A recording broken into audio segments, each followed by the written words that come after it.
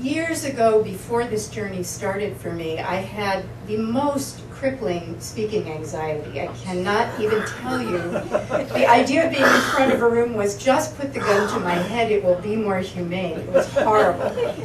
And so everything I want to share with you today about saying yes to an optimal life and optimal future comes from my direct experience.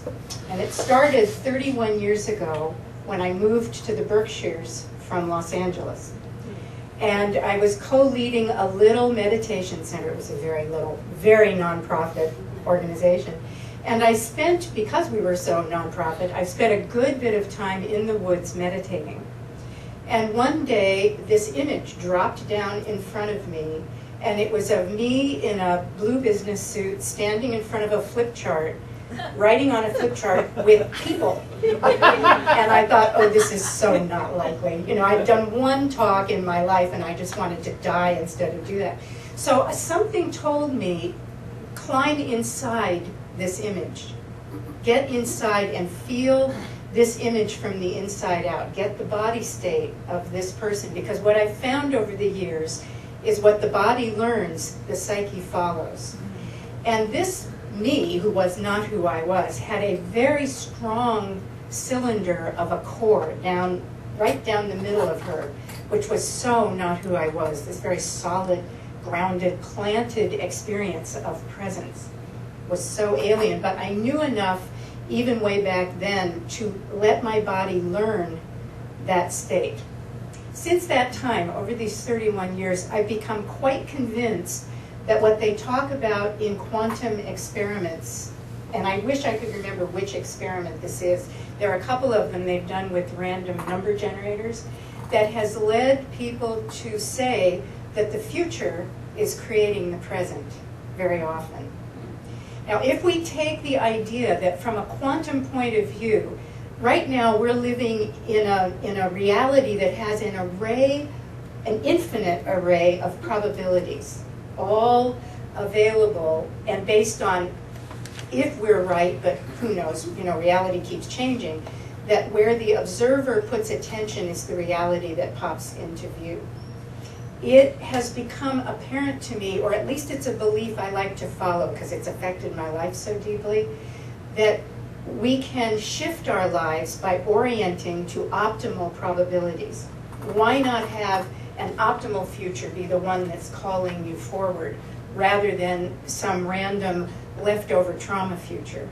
So I spent a number of years after this initial, well, what happened with this initial experience is I kept letting that body in and letting that body in. We closed this very nonprofit meditation center, so I had to come to New York to earn some money and to be able to live. A friend of mine at that time was the executive director of the director of the executive MBA program at the Stern School, and she said, "Oh, no problem. I know just what we'll do.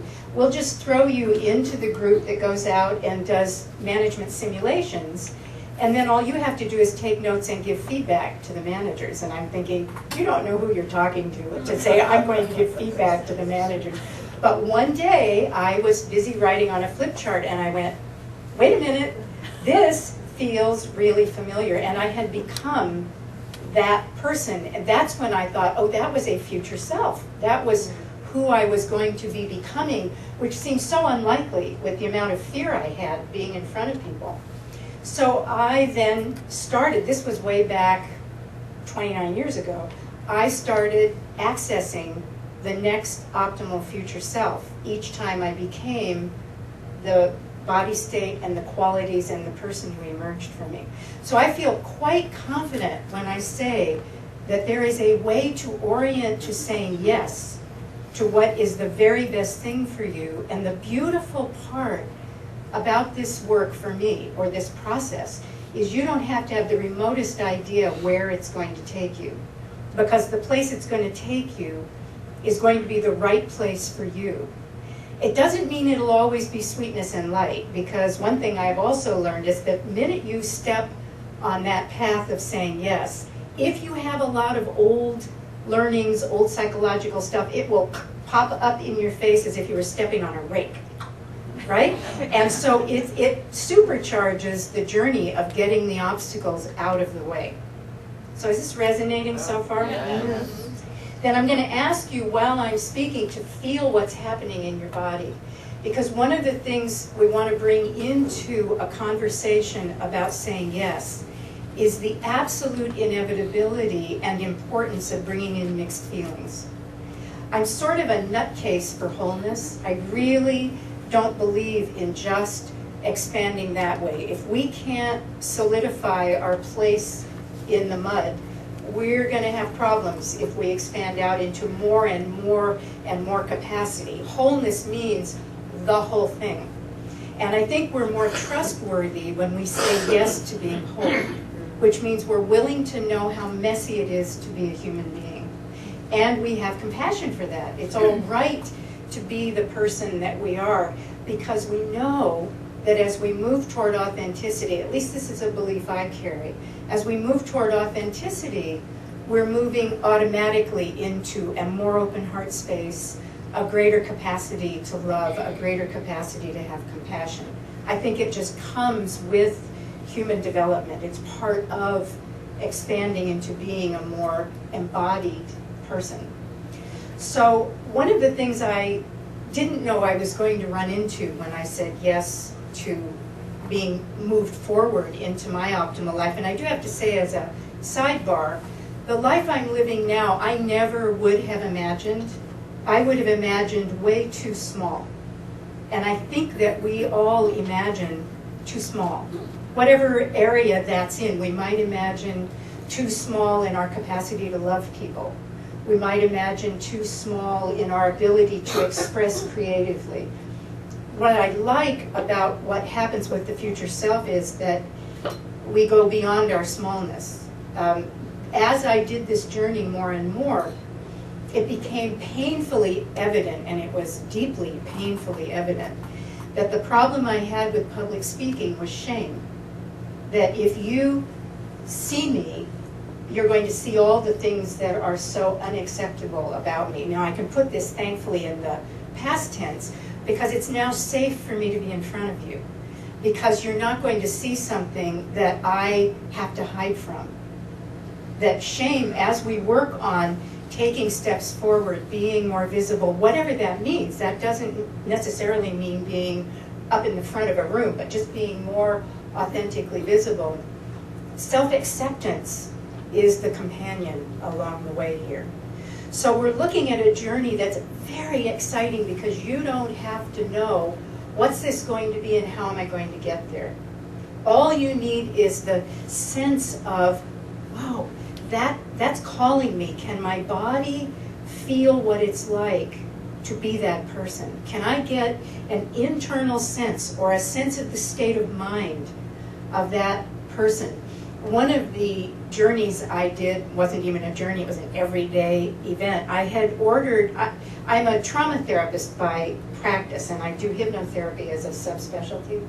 And this was way back, I had ordered a new hypnosis chair. I thought it was time to grow up and have a really lovely big leather chair. So I had been using a papasan chair. Have you ever seen those? They're like bamboo, and they're round and they roll in their thing. It's hard to get people in and out of that. So I thought a regular professional chair was probably a really good idea. And this was back in my days of being much more anxious. And New York City delivery is uneven at best. And I had a delivery schedule for a Monday morning. I gave away the papasan chair on Friday. Oh no. Yeah, it's not like I didn't have other kinds of chairs, but the hypnosis chair was gone. Well, it snowed wonderfully on Sunday night, right? And I got up Monday morning, I thought, oh no, no chair. And I was walking down on my way to work, and I suddenly thought, wait a minute, what would my future self say about this? Because I was really getting kind of activated. And the minute I said that, this whole different mindset fell into place where reasonably I was saying, I have many chairs, I have the floor, it's not a problem. This is not a problem. To that present day me, it was a problem. To my future self-awareness, it wasn't. So something allowed that just to drop right in. And I got to the office, and My 8:30 person didn't want hypnosis. The 9:30 person didn't want hypnosis. At 10:20, and I have a 10-minute break, at 10:20 the truck pulled up, 2 men ran into my office with the chair, left, and the 10:30 person came in and just slid right into the chair. I believe, this may sound wacky, but I don't think to this audience, I think if I'd stayed,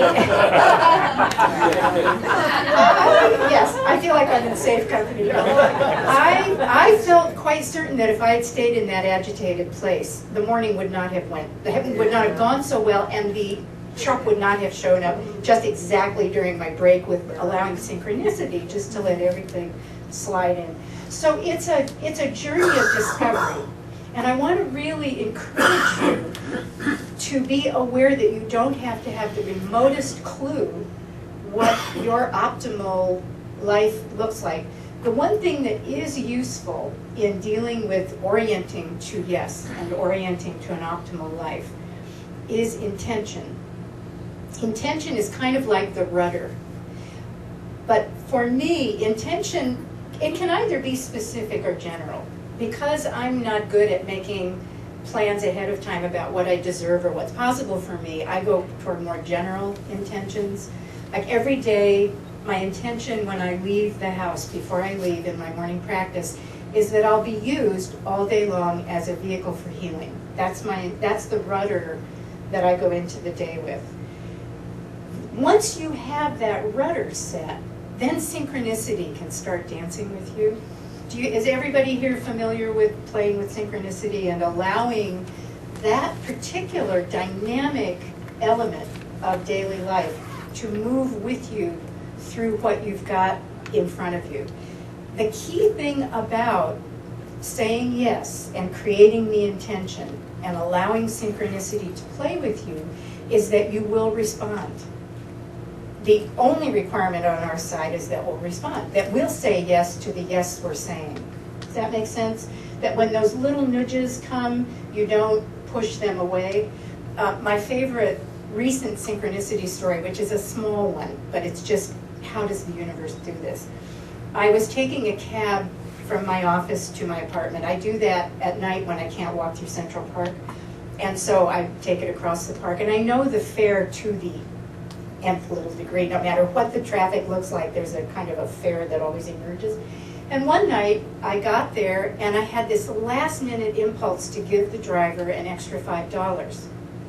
Normally that wouldn't sit with me except, oh good, here, have an extra $5. For some reason that night I started having a conversation with myself about it, which is odd for me, but that's what was there. Why did you do that?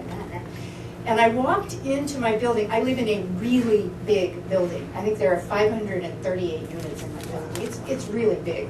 So when you get off the elevator, there are lots of apartments on the floor. I got off on my floor and went to my door to put the key in, and I looked down, and exactly on my doorstep, there was a $5 bill just laying across the doorstep waiting for me. And I thought, okay, all right, no more complaining. I'm sorry. I will trust those impulses. It was such an immediate, vivid, like, why are you doing that to yourself? You got the impulse, just do it, and know it's going to work out right when you've got your intention. Do you all know that sense of rightness in your body? There is nothing stronger to guide you through your daily life.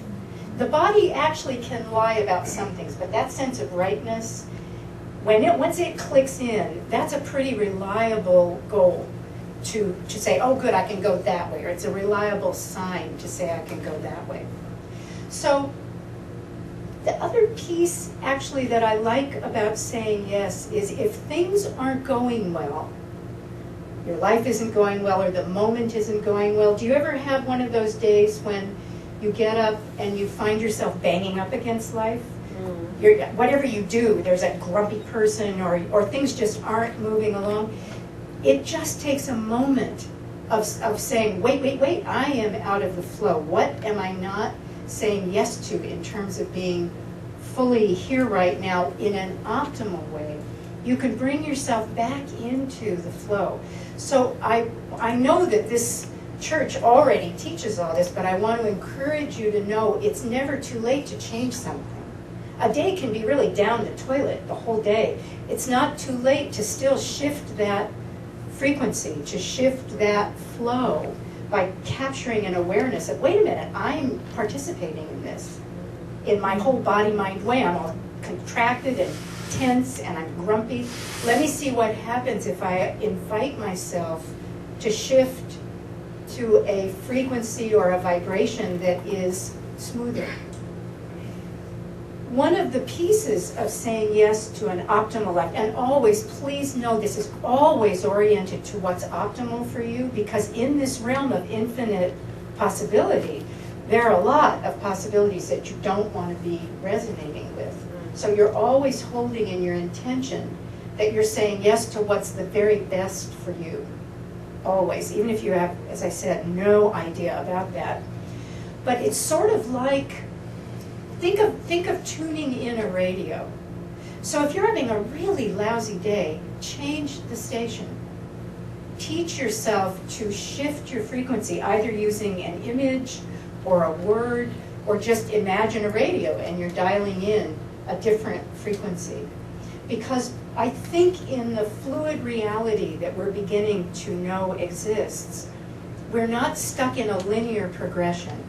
To me, that's the most exciting piece about what quantum physics is discovering about reality. We're not stuck in a linear progression. Any moment can bring in a new moment. So how does that feel? Just when you hear me saying that, how does that feel inside? That any moment, it doesn't matter where or when, you can dial a new frequency. Because reality is very pliant, right? It's very malleable. And really a key is checking back in all the time to say, am I resonating with a yes that is for me? Am I resonating with a sense that I am orienting to what's optimal for me? One day I was getting ready to go to work, and I start pretty early in the morning, and I was making a smoothie, and the blueberries went all over my kitchen. And I was late already, and I thought, oh, I'll be having a blueberry meditation this morning. And I just spent the next however many minutes picking up blueberries. But that choice kept me from being tense and contracted and allowed me to flow through the rest of the morning without entering a radio station that I wasn't going to want later in the day. So for me, part of saying yes to your future is a mindfulness practice of kind of a moment-to-moment checking out. Where am I resonating? What tone am I tuning in here? So I want to ask you to take a second here and just go inside for a minute and notice, where am I tuning? And see if you want to stay there or if you want to tune in anything new. So just take a moment to feel the quality of the flow you're in right now. And recognize you have the choice in every single moment to retool what's happening in you.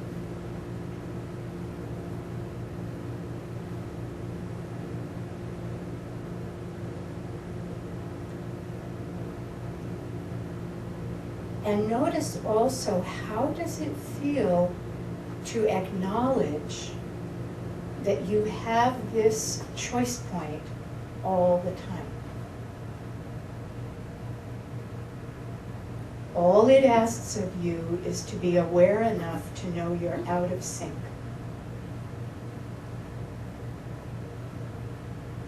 And then just come on back out here when you want to. How does that feel to be aware of that choice point that is there, honestly, is there in every single moment?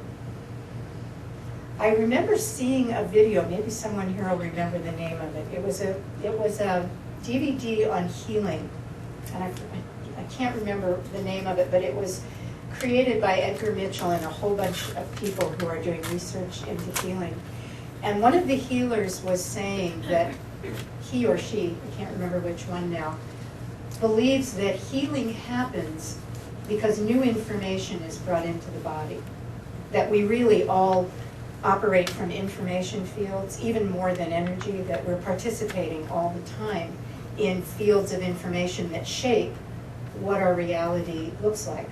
And that these spontaneous, miraculous healings were people accessing a different kind of information and the body then shaping itself to that new information. I think the same thing is true for us step by step, moment by moment in our daily lives of checking in and saying, wait, where is my intention today?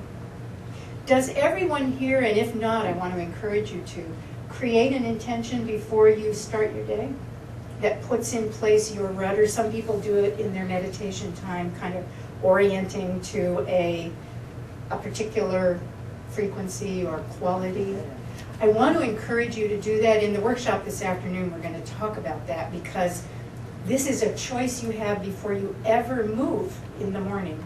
When your eyes come open, what's your intention about where you want to resonate through this day? It's different from the specific little, I want to achieve this or that. It's who do I want to be? Who do I dare to be? And I do think that the movement into becoming increasingly authentic as a human being and a presence in the world is what our world needs right now.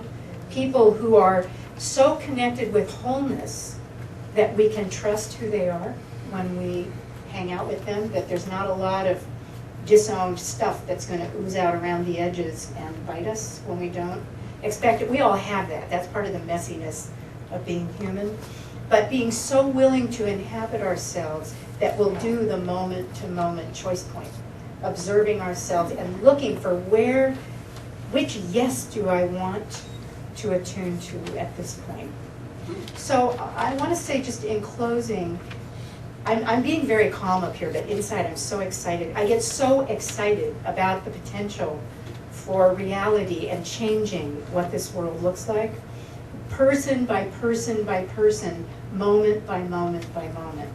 And I sometimes muse about what if everybody said yes to oneness? What if we had a world where everybody was saying yes to knowing I am you and you are me, and there isn't any other anywhere on the planet in any life form, that it's all who we are.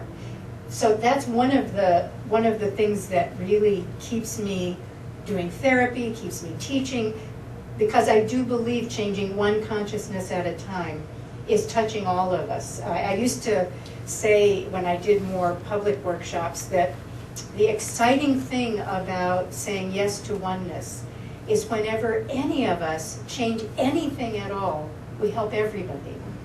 That there's a shift in the whole collective whenever just one person realizes something or heals something that wasn't in place before.